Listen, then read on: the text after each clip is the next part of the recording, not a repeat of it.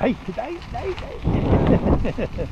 No, piano. Io devo centellinare. Piano, Devo tranquillo. rientrare in circolo, lo sai. Tranquillo. Guarda che pezzi di strada belli. Questa volta te la fai tutta in bici. Un po' triste, Serafio. Adesso vediamo se... ma tanto se domani guida Giuseppe. Giuseppe